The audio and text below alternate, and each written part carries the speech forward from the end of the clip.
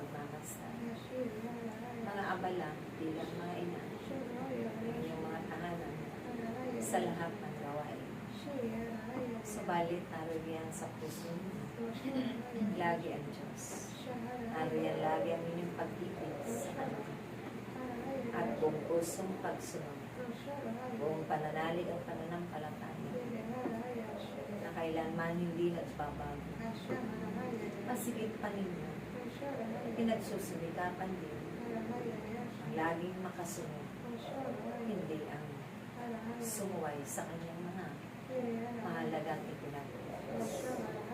Naway ang pananalangin ay laging may pagkakaisa, laging ganapin ang mga pagdalita ng ating banal na Santo Rosario.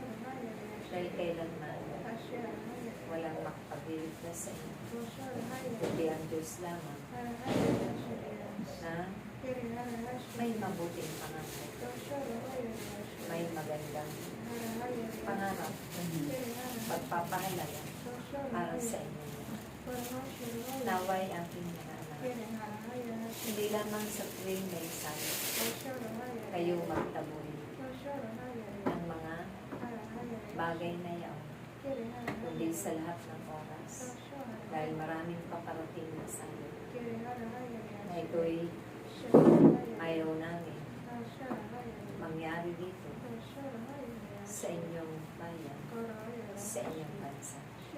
Kaya ipanalangin nyo rin na namumuno ng inyong bayan, ng inyong bansa, lahat sila na iniluklok ng Diyos sa kanilang mga tungkulin, ay ipanalangin ninyo na mabago ang kanilang mga puso, mapuno din ng pag-ibig ng Diyos, pagmamalasakit sa kapwa, awa at habag, paggalang sa kapwa, upang sila man ay magiging isang ehemplo at tagapaglingkod sa sanglibutan.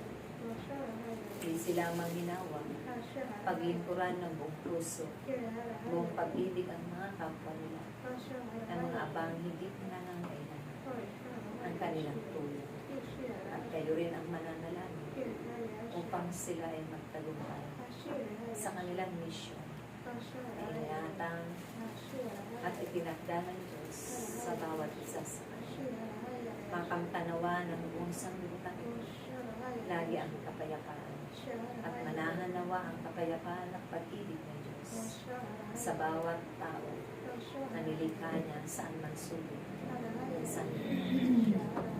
Naway kayong lahat ay laging manalangin sa ngalan ng Ama, ng Anak, at ng Espiritu Santo. Amen.